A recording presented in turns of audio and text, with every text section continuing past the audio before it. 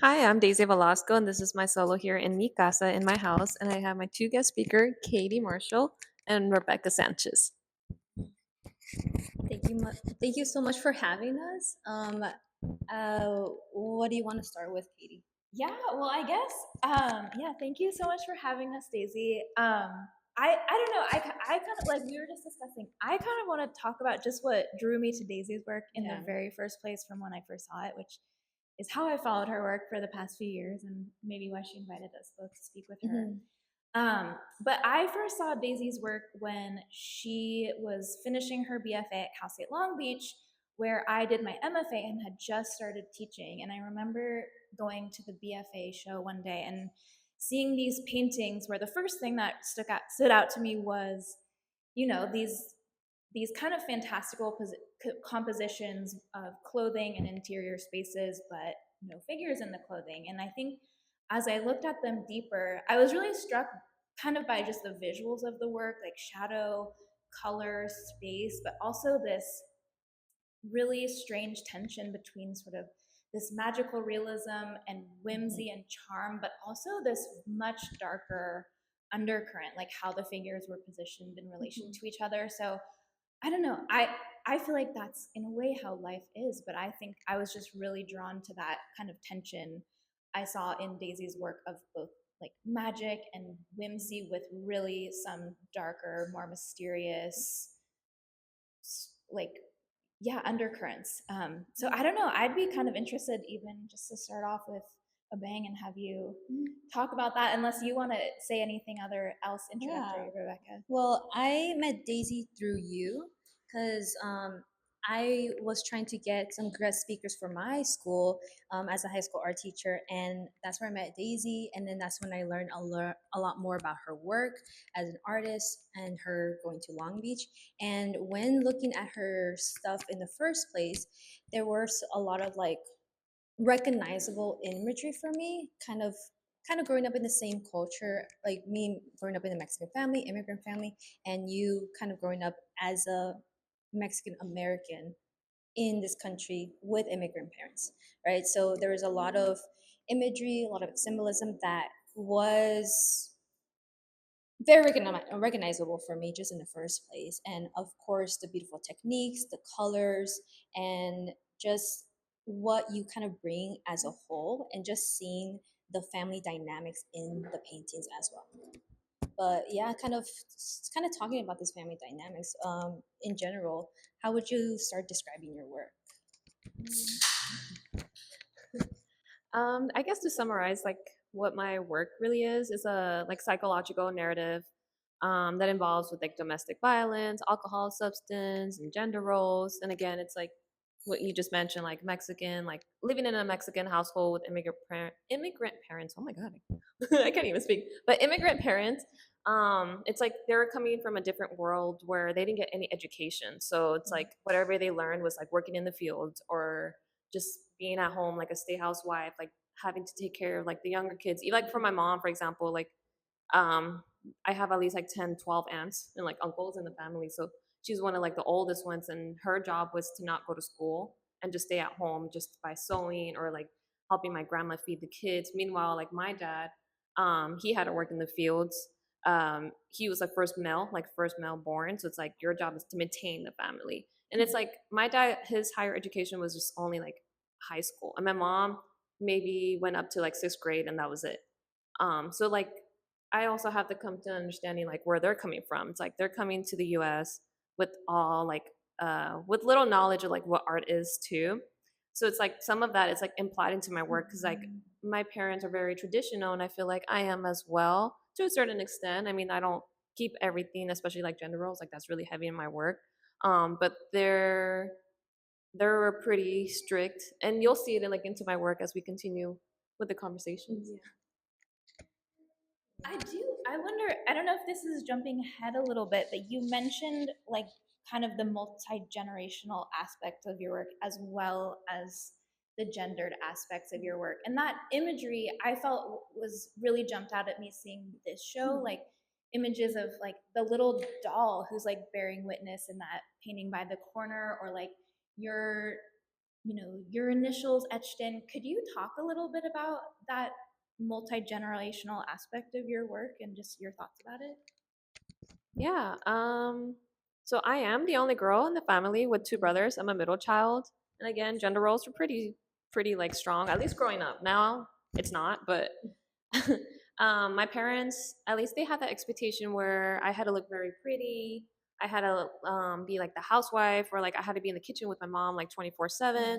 Meanwhile, my brothers, like they were allowed to be outside, like in the dirt, like play, like skateboard. And I was like, that's not fair. Like, how come they can be Yeah. outside when I'm here like stuck having to learn?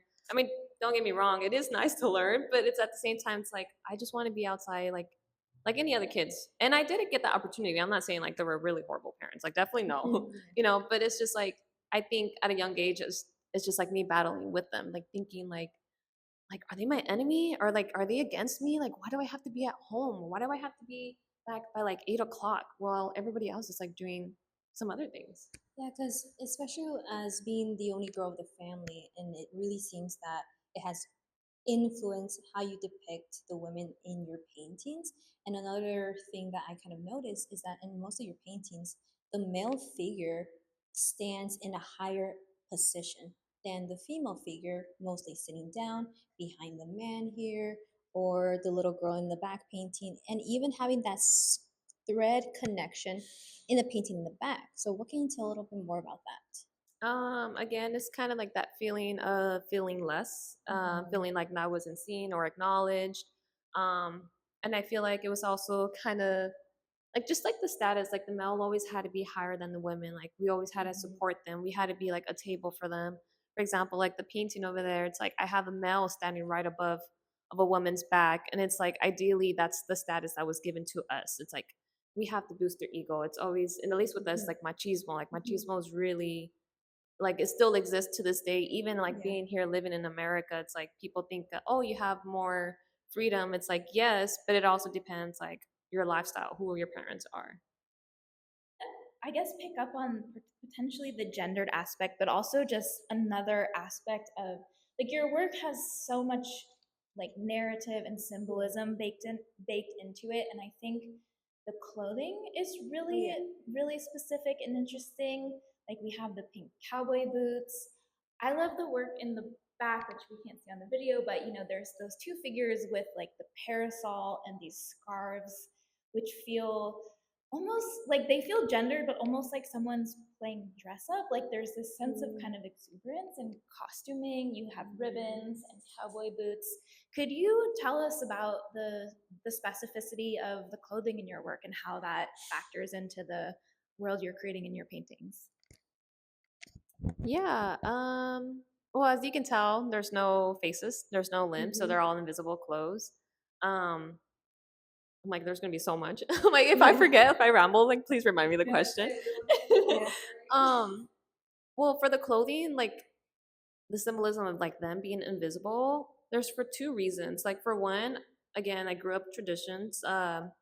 You see the centerpiece right here made out of paper mache. Mhm. As a little girl, I was taught to hang dry my clothes. Even to this day, it's like I still hang dry my clothes. So I imagine like my clothes with the wind like blowing through, like they were coming like at me, they were touching me. And like I remember just like running through it and just thinking like, wow, like these clothes are real. They're coming to life. Yeah. But that was just like my imagination, just like being playful with it. And I feel like I carried on that imagination as I got older because I also got to work at the swap meet when I was in sixth grade. Um, we weren't really like financially too stable at the time. So I remember like just grabbing some of the clothes because we were selling clothes, and it's just like clothes, clothes, clothes. It's like it's always in my in my life. I mean, it's like everywhere. It's like what we wear, right? Yeah. But it's just like it's so impactful for me at least. And I remember just like stuffing them, just like stuffing all the clothes because I was so bored, like just waiting there, like trying to make some sales. Like you're sixth grade, it's like you just want to go play, but you're stuck kind of like helping your parents. Um, so I continued that as I got older. A lot of it is also based on like on memory. So now it's like now I'm older, it's like yes, it is memory. I kind of just described right now what I did as a child, but it is also involving with domestic violence, as I mentioned in the beginning. So I feel like our memory as we get older, it tends to kind of fade away, and we extract Yeah. certain things. Like sometimes it's not even like what we remember, but what we heard. So I, it seems like a really like playful, like I do stage this because it's again, it's like memory. So I stage it. I try to like remember certain things, like oh, what can recall. Like, was it really a noise or was it some kind of color that I can remember? Like, oh, what if it was like a certain pattern? So it's like it is like a play, and I feel like that's part of like my childhood where I'm still playing because it throws me back to kind of like being at the swap meet. Like I was playing with them, even though they were not real. And it's like I carry that on until now, and just like making it more more harsh rather than like a playful way, if that makes sense. Okay. Yeah, because I want to add is that, like I mentioned earlier, that I kind of have a sort of a connection to your work because of cultural stuff, right? Um, and I understand kind of growing up as the only, like one of the girls in the family, that is very tough.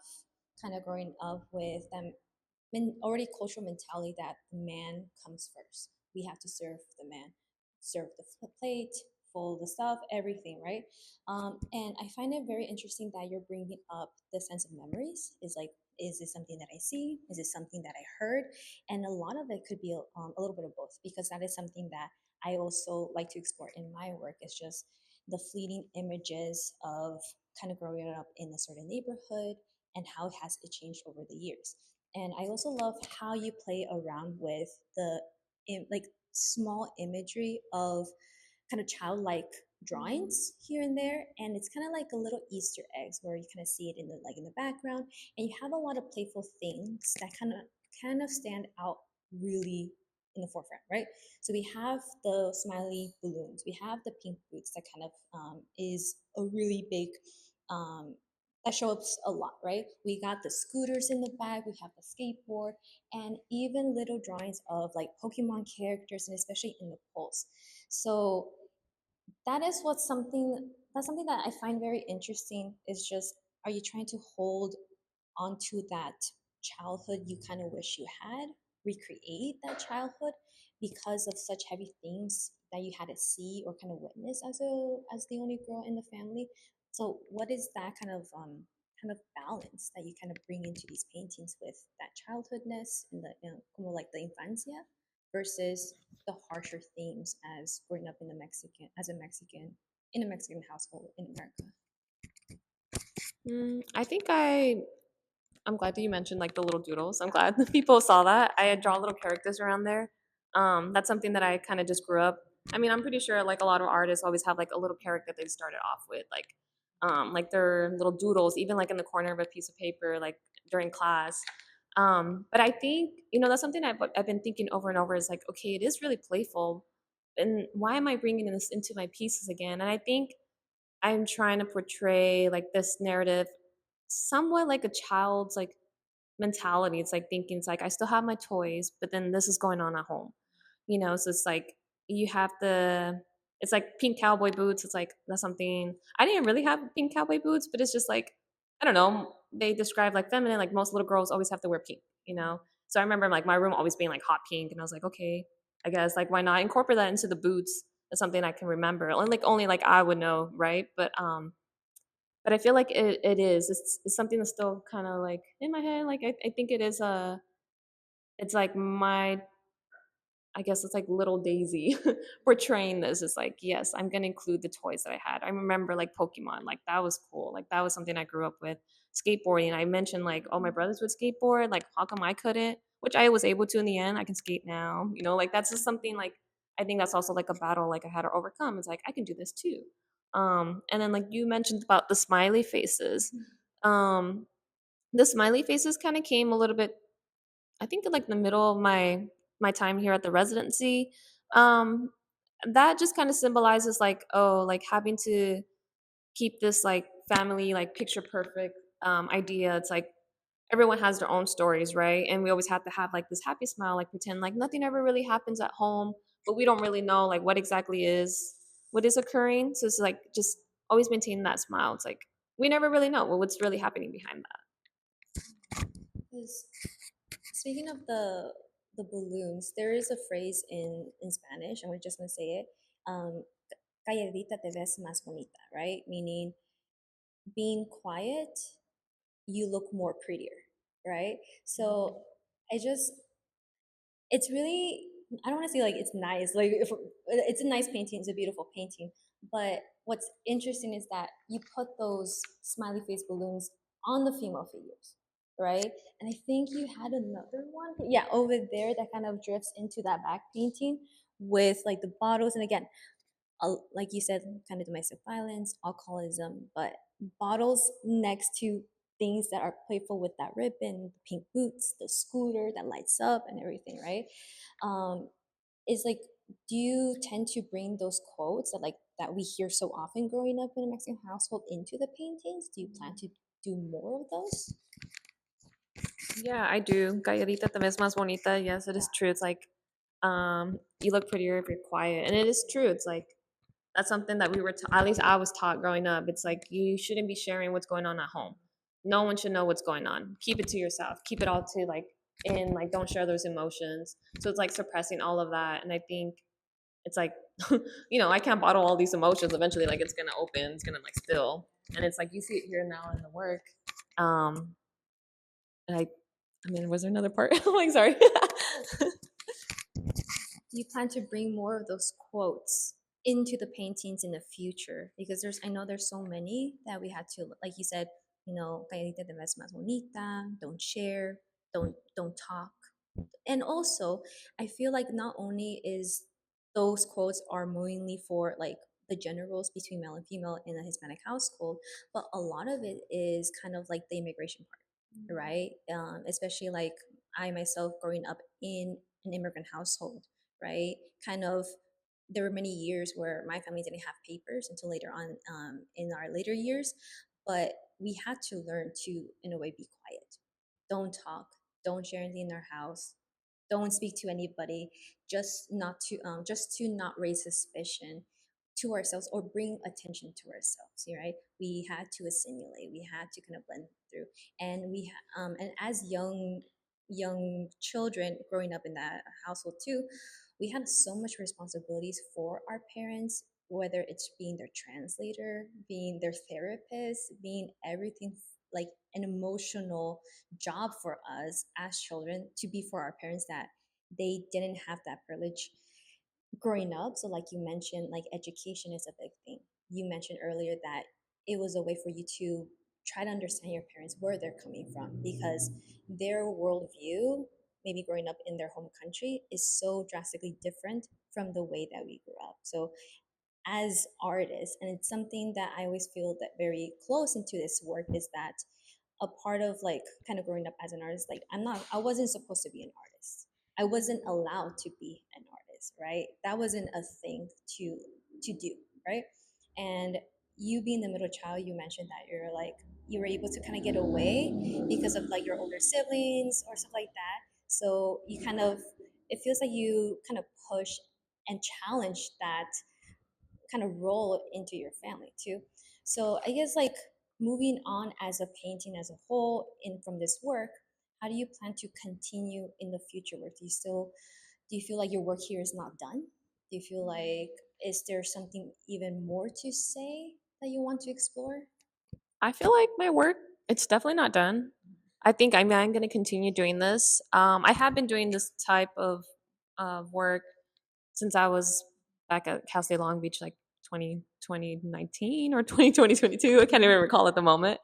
But I mean, as I mentioned, it's like it's a whole psychological narrative. So there's like so much trauma. It feels like a therapy session, honestly. So it's like for me, it's like, I'm gonna have all these memories and I'm gonna continue making these. I feel like just being here at the residencies kind of has sparked like new doors, like new what is it?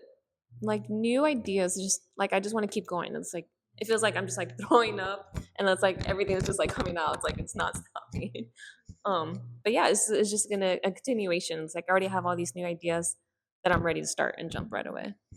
Yeah. I kind of wanted to, I mean, I feel like, sorry, let me try and formulate this.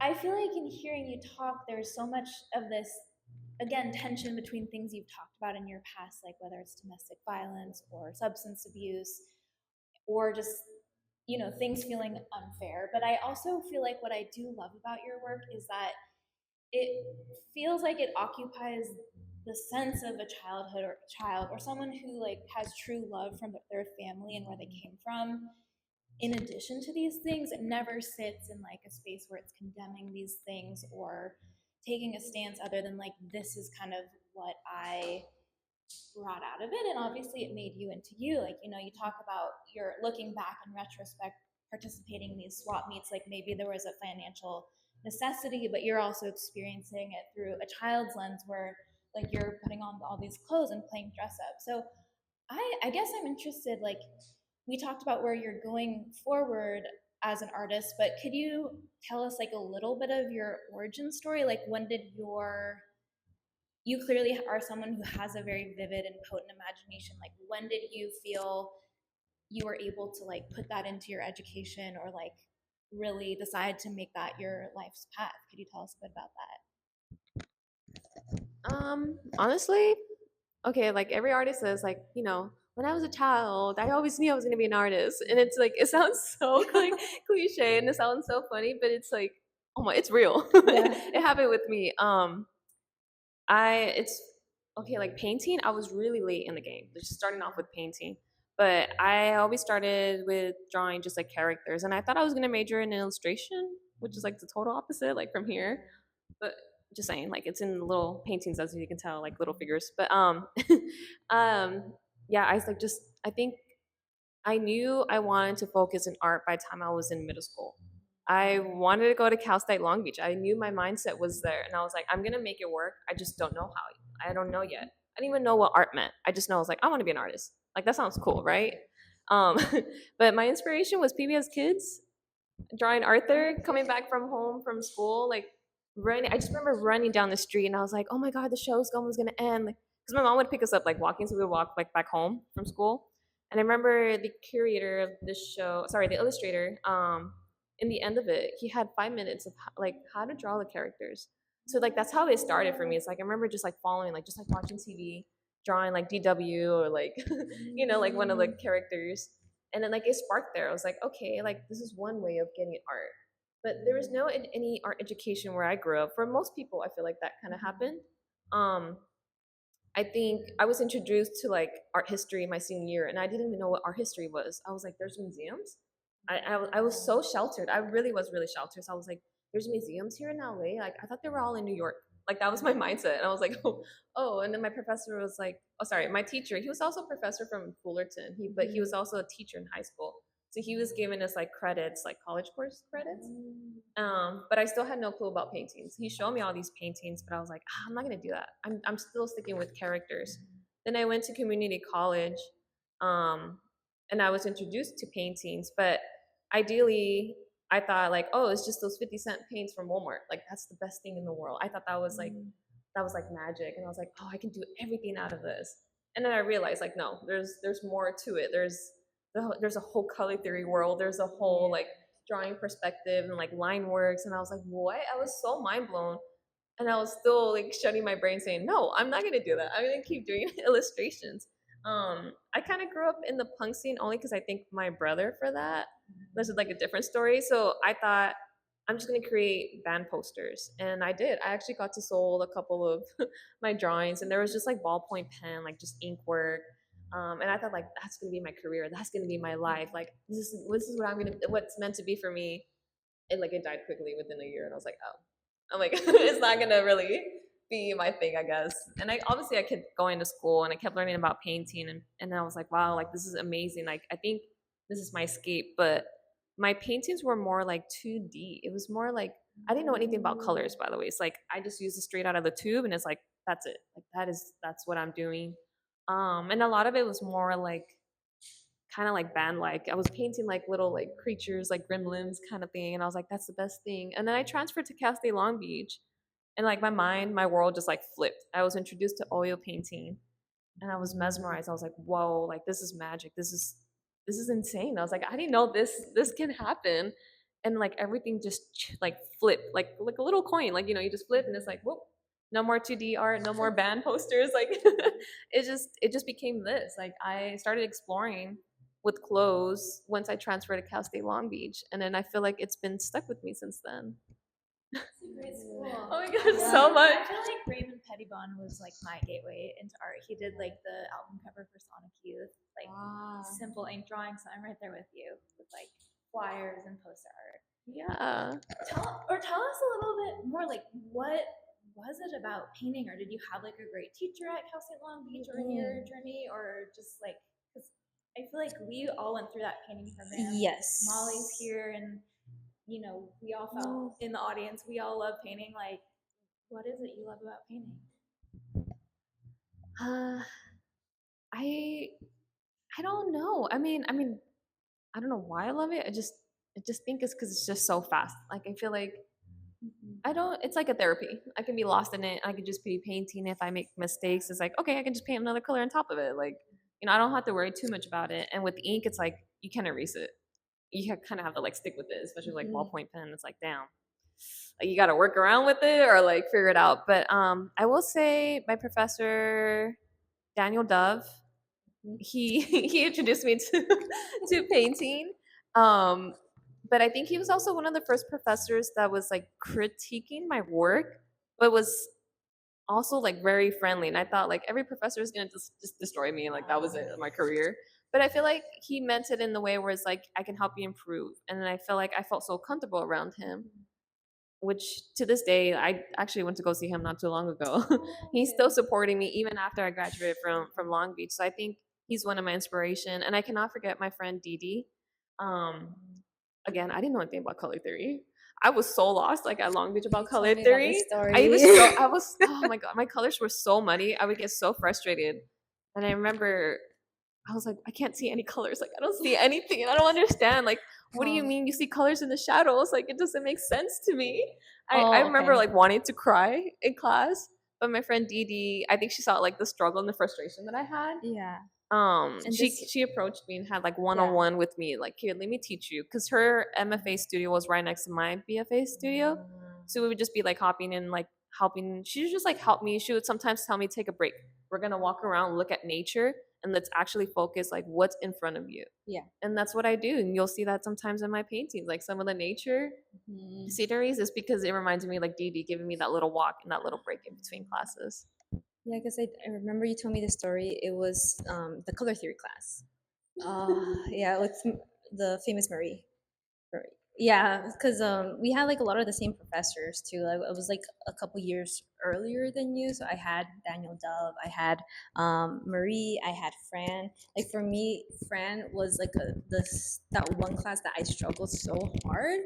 That was like, what do you want me to do? What do you want me to do? But I do relate to the part where you said that once you got to Long Beach, everything flipped for you. Like I went in thinking, I'm gonna be an oil painter. That's gonna be me forever. But then I drastically shifted to like mixed media, and now I'm like right. But since you like opened the door for colors too, because your paintings bring a lot of color, right? You said that you struggle, and you say that you're learning, but you do have a good sense of color. And I really want to talk about that one painting, like by the little window here, because you started that painting. You said like about a couple years ago, right? And it was you had it in your studio. It was still kind of empty. You had like even a rip there too. And then not only me but other people were like, hey, you need to bring this to this. You got to bring this to the show. You got to finish this painting and have it in this show, right? So like aside from like your obviously iconic imagery that you're bringing to this work, but like what is that color process for you in like paintings like these? Who didn't know, Rebecca was at my original studio, so she's seen this painting just abandoned in the corner and just like in the out, just like contour lines. It was there, but I feel like a lot of people encourage me. Um, hmm. Sorry, what was the question again? So you have so much and vivid color. Like, what is that process of color into paintings like that one? So, I mean, as everybody kind of know, like when you buy a canvas, it's white. I I don't make my own canvas. I just ran out of time, but that's like something else. um, so I don't like seeing a white canvas. I feel like it's harder just to start off like the way it is. I like to have like a lime green under painting. It's usually by acrylic. Um, Usually that's how I started, but I think being here at the residency, I was like, you know what, maybe I should test out other than like a lime green. And the reason why I chose lime green, again going back to like color theory, my colors were very muddy. I didn't know anything about like shadows. Like everything was just like middle ground. Um, but there was a painting that I had started again like with lime green, and I realized like, oh, my colors improved like so quickly, and I was like, I think that's how my process is gonna be like. I think lime green is my go-to, and you can see it. Like some of them, I leave my underpainting scene there, and they're all acrylic again. I did experiment a little bit with like some oranges, like you'll see it there. But yeah, I start off first with my underpainting, and then I grab an acrylic marker and I start drawing and like sketching it out, and eventually I just apply like oil paints on top. I have questions about the lime green. I'm just so curious. Well, maybe I'll ask you afterwards, but maybe that's a good point for just us ask about. Tell us a little bit about your process. Like, do you start with the composition fully figured out, like in your head, or working from a photographic source, or does it build as you go, or like, just tell us more about the process. Yeah, I usually kind of have these ideas in my head. I mean, they're not always accurate, right? It's like your first idea is there, but when you paint it, it's like, oh, it completely changes, right? Yeah, usually it's like I have these ideas, I write it down. I've been trying to do like sketching, but just I I don't know why. Just sketching is not my thing. I try and I just get so sleepy for some reason. I don't know. Maybe it's just like my technical skills. I'm not sure, but so I have these ideas, and I actually gravitate towards photography. On my side note, I was kind of close to getting my AA in photography, but so I feel like so these ideas are already here, and I actually stage a lot of these things at home. I mean, again, like my title's in mi casa, so it's in my home. Um, so like I'll be staging it. Sometimes like I'll just use myself as a model. Like if I want to get a certain idea, like because sometimes my models won't be able to do it. It's like I just have to do it myself. You know, I got to figure it out. It's like only that vision's in my brain. Like no one else is really gonna know. But all of it's just props from the house. It's whatever like I grew up with. Like what's things are like meaningful to me. Like And when I visited you, kind of in this when you were in the studio space here at Blue Roof, is that you also had not only like your photos that you would stage yourself, but old childhood photos. Because I remember looking at one of the photos that you showed me that kind of inspired the painting right there in the corner with the green couch, right? So a lot of this kind of work that you've been doing like since day one is kind of tapping in into those childhood memories, right? What did you see? Was it did you hear? Like whether it's something in your childhood that you were trying to grasp onto, or maybe either block out the violence part of it. But when you look back at those photos, is like what kind of comes up to you when you're making these pieces? so the photo aspect, that's actually something new. A friend of mine told me it's like, why don't you look back at your old photos and use that as a reference since you already do a lot of photography, like photographing and staging. Um, I feel like yes, I only for that painting over here in the corner with the little green couch. That's the only painting that I did use a photo reference from my mom's like album. Um, I find it just challenging. I just think like well, it's like it's a memory, it's already there, but I'd rather have like recreate something that I like know, like something that's already in my vision.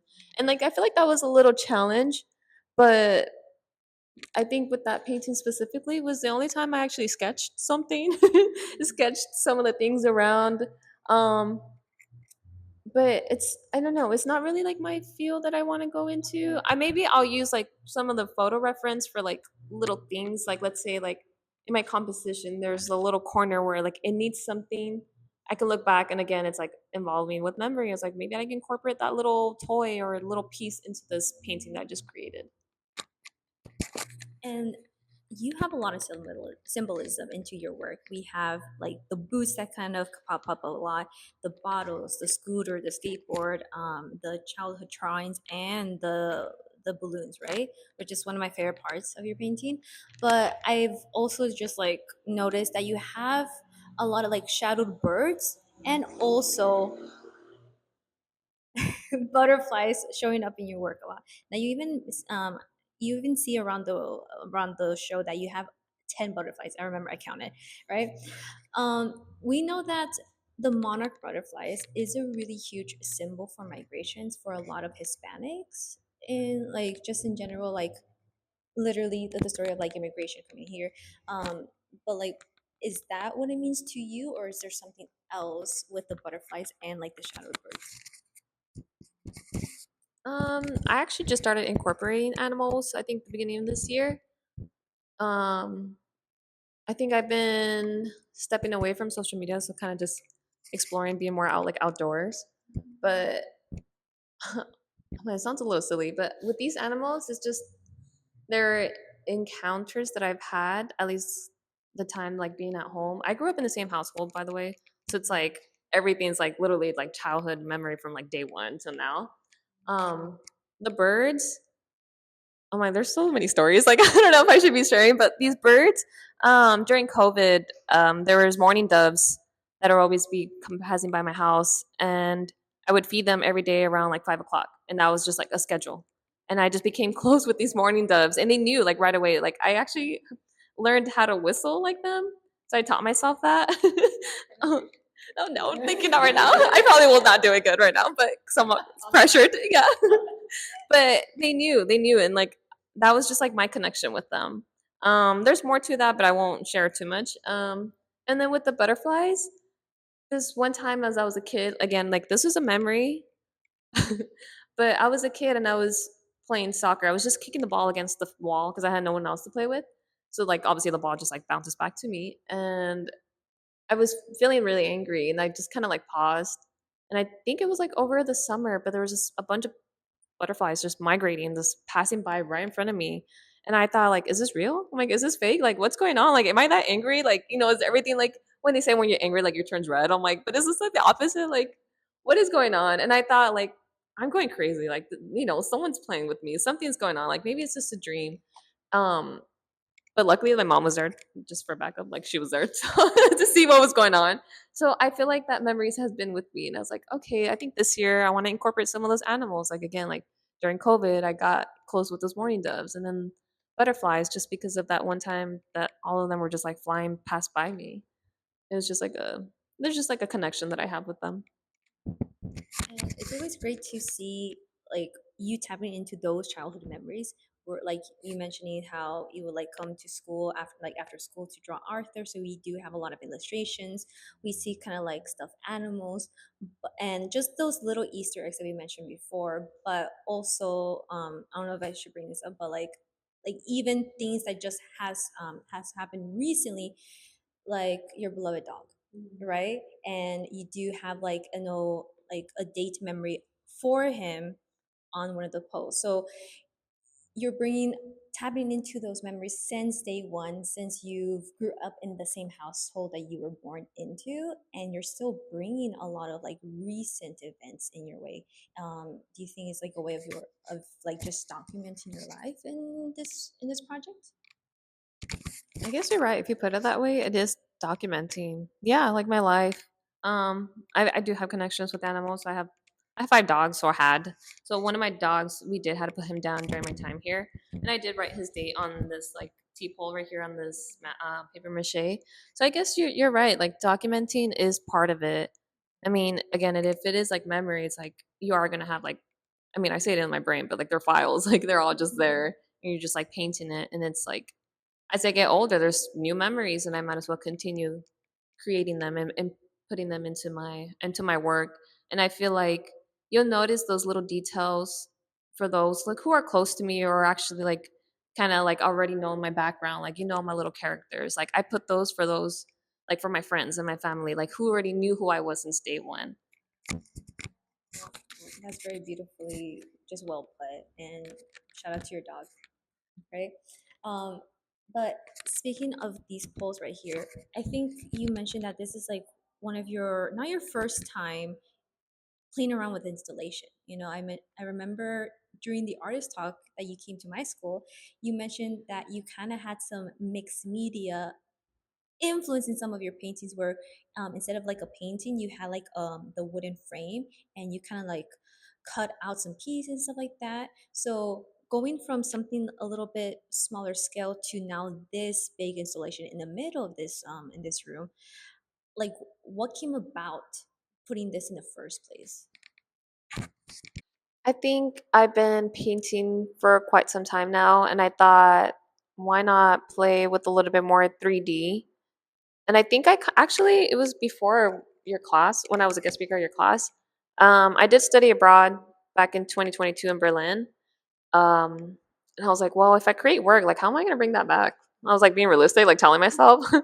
And I didn't know what to do. And I remember being out there in one of the studios, there was a bunch of mannequins just like on the floor. And I thought, oh, well, a lot of my figures are invisible. It's like I might as well just play with these mannequins, kind of like what I did as a childhood, just stuffing them with clothes. But let's use something more like realistic. And I think I attempted my first installation, like 3D, like kind of like this paper mache, but with the actual real mannequin. And I thought it looked cool, but I was playing with the shadows. I was like playing with the shadows more than anything out there. It looked nice, but it wasn't like really so strong. I think, and again, it was like study abroad, so it was like more like experimenting. And I feel like it's been in my brain, and I was like, well, I'm I'm having an opportunity where this residency is giving me a space to be experimental, but they're also allowing me to have like a show out here. So I might as well continue trying something more 3D. And I kind of just like jumped for it. I was like, well, let's hope for the best. Like things turn out good. Yeah.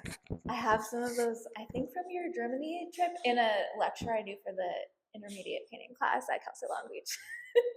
So even if you don't love them, I think they're great. Like the ones that are cut out with the shadows to talk about figure ground. I don't know.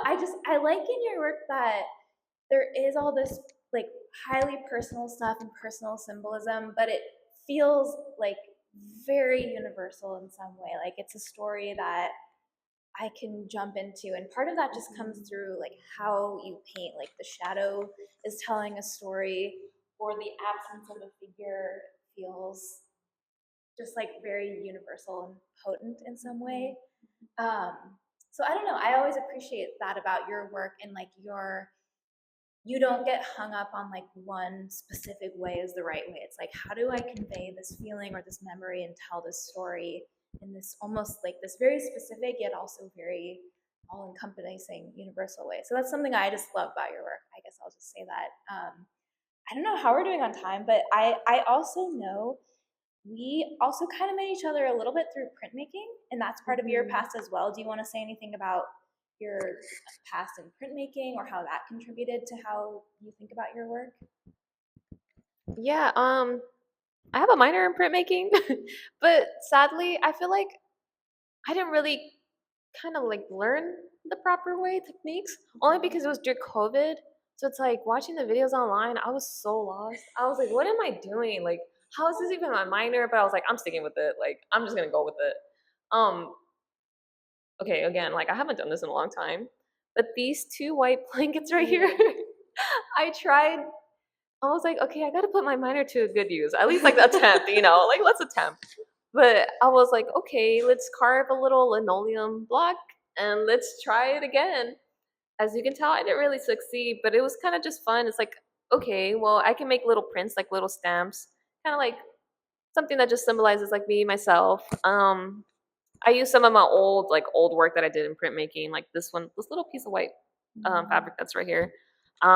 Again, my prints didn't come out really good, like, but I'm glad that you brought that up because I don't think anybody else knows, Katie, that I did printmaking. I was a little embarrassed. I was like, damn, like I'm still gonna show the work. Like, who cares, right?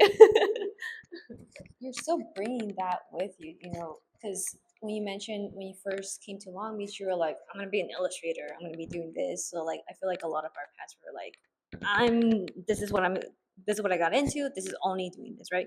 But since we entered into such a like a higher education and with so many diverse teachers and diverse backgrounds in their work, like it just opened the floodgates to being able to experiment with a lot of things, right? So you didn't lose that illustration part of your past. You're bringing it in with your paintings, especially kind of recreating those like childhood imagery in there.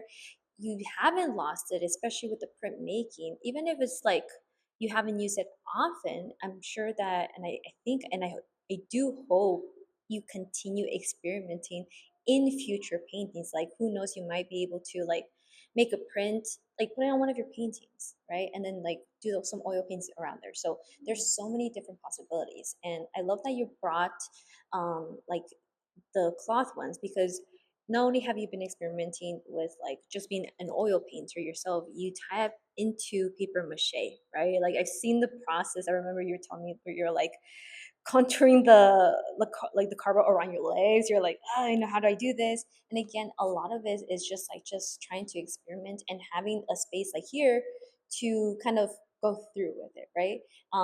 And kind of bringing back to like the cloth as well, because since not only your a lot of your paintings have these imagery of different clothes and different patterns, you kind of bring in a little bit of like sewing and stitching in that big painting in the back.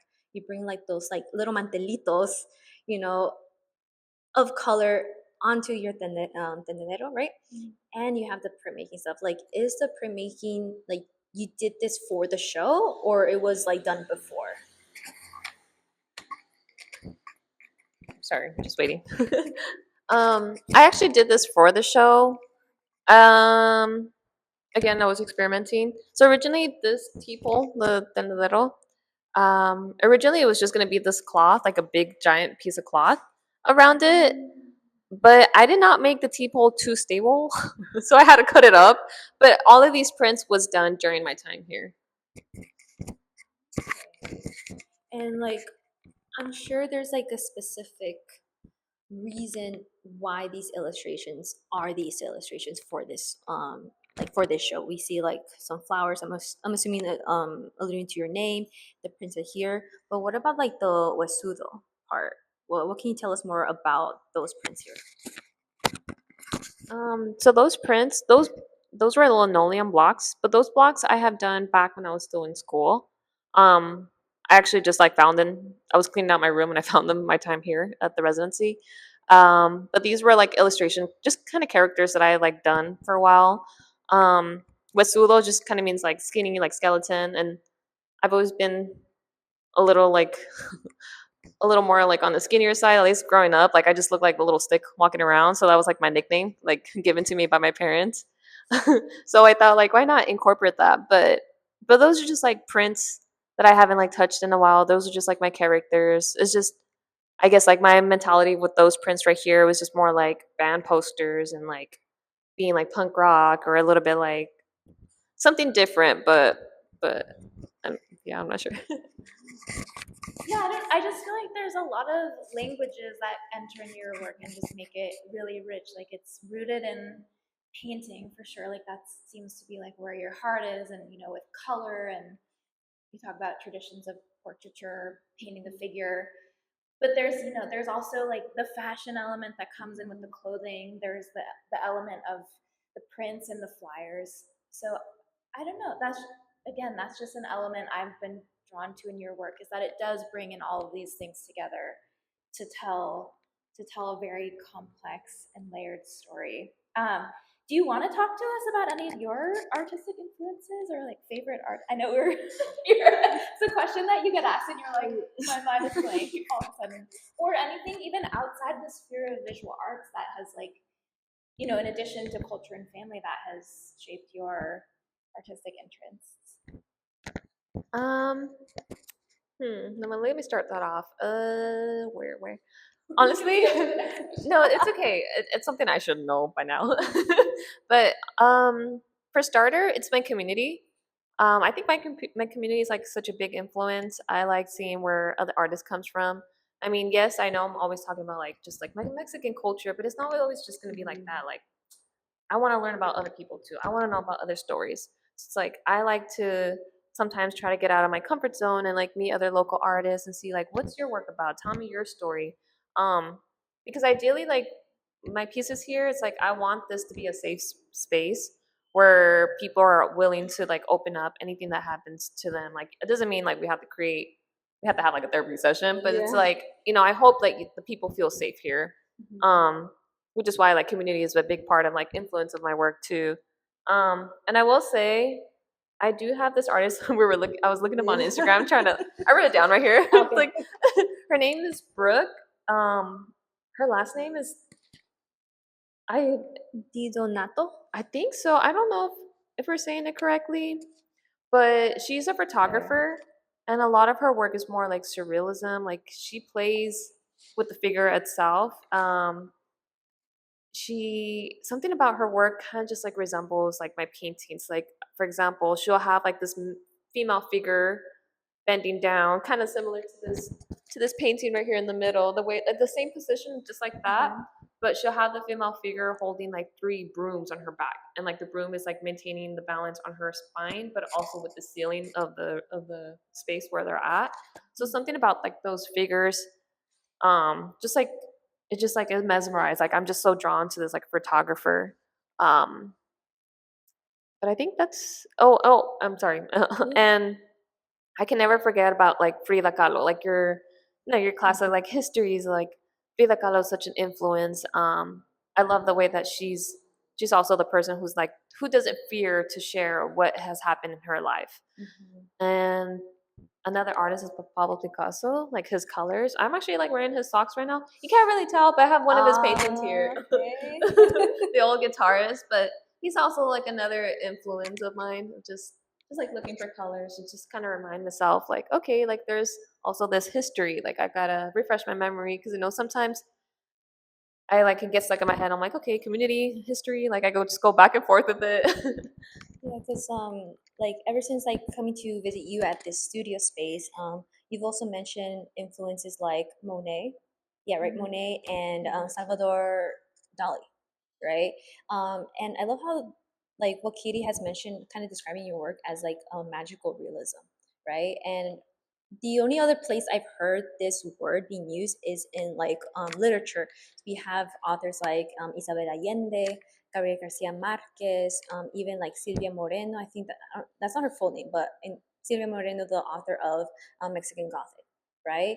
And kind of reading kind of these, or just hearing about these authors, magical realism comes up a lot, and I feel that is something a lot of Hispanic artists and background kind of like tap into it, right? And we see it here in your work as kind of not only diving into memories that you kind of remember, but also bringing up like things we won't usually see, like a butterfly here, right? Or like the beautiful balloons just sitting there, right? So you're tapping into those things and kind of going back to your shadows. And it is interesting to see that in all of these paintings we don't have a shadowed figure. It's just the forms being created with the clothing, but we see that here, right? Which I find it interesting that you bring out a shadow of a hand and somewhat of a face. Is that something that was done during the residency before, or do you plan to explore that part in your future paintings? With the shadows, I think that's something I started maybe this year. Kind of, I feel like it's been there, but I haven't really like played with it too much. And I thought including the figures, like just the actual like face and limbs with the shadow, seems a little more like mysterious. More, I feel like it just kind of goes with the theme of my work. I think it's still something like I'm kind of like tapping in, still working, playing with. I keep going with it.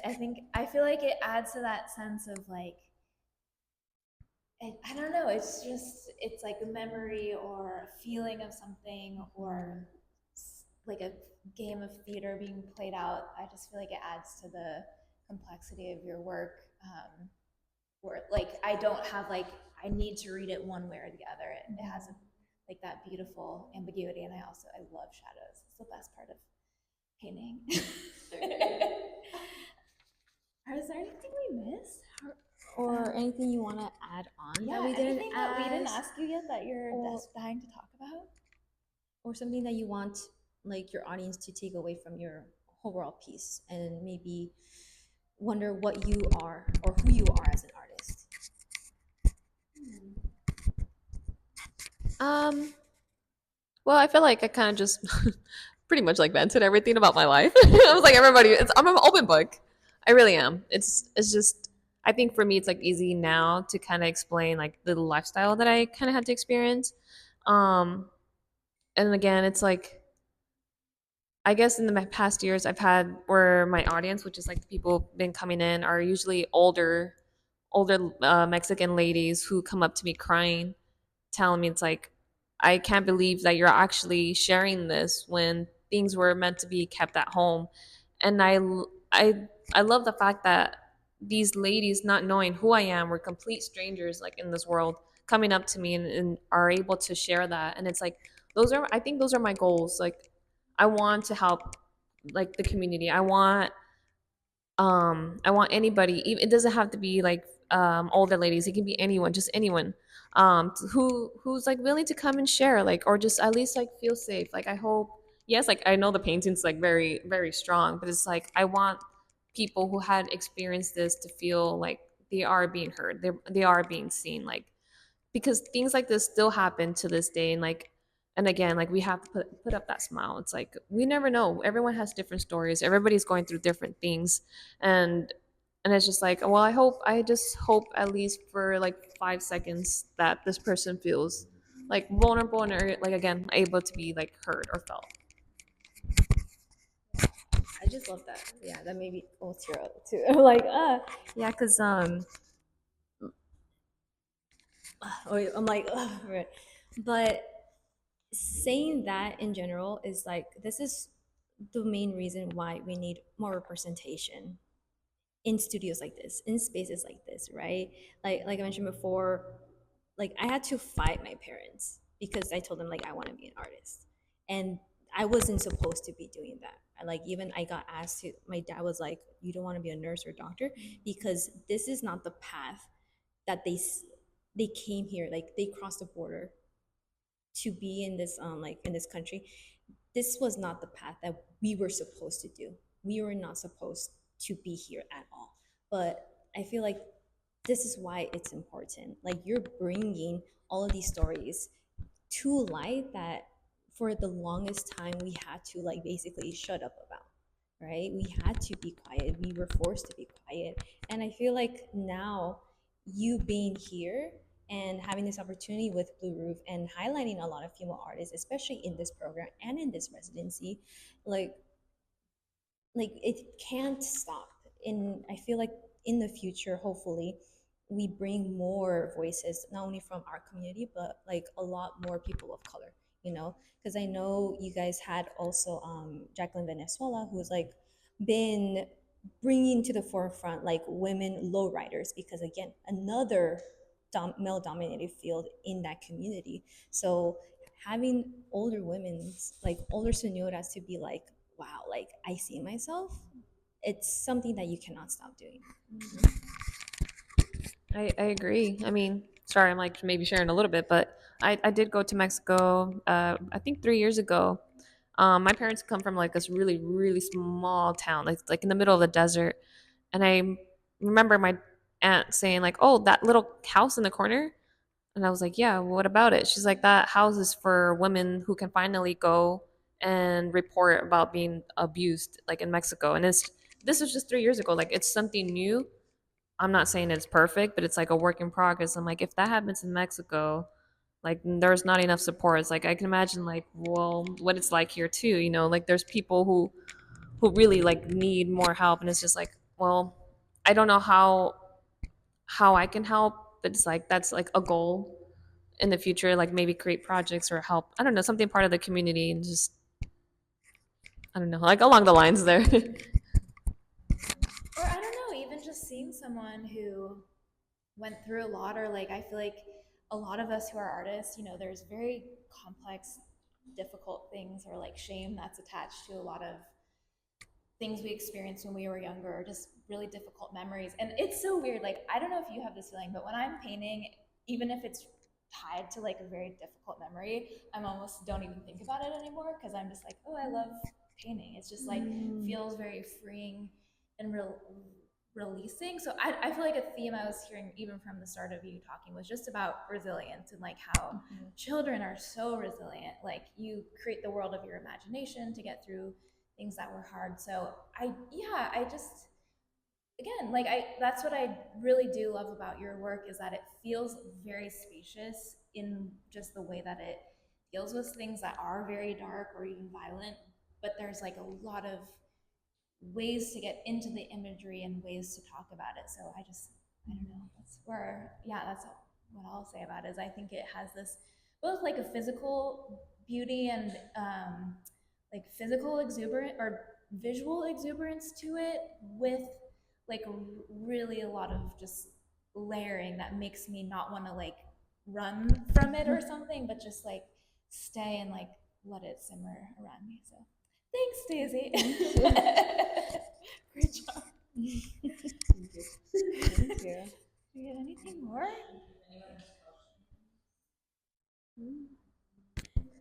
Does my audience have any questions?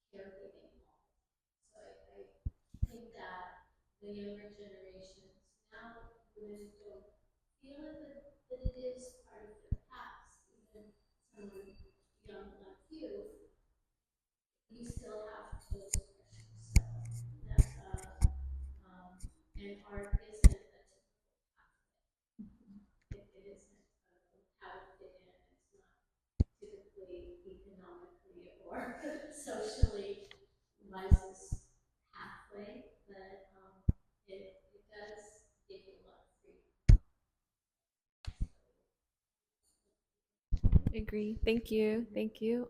Sorry, one last comment. I know I mentioned a lot about my parents. It was really hard growing up, but they're really supportive now. Like they're supportive about everything. It's like gender. They're more. They're a little less strict on the whole gender roles thing, but they're my family. Like yes, we have stories, but they're really supportive, and they were here for like the main opening. My mom made food. Like my dad was just like greeting everybody. So it's just like that key thing where I always say like educate them because everyone comes from a different background, right?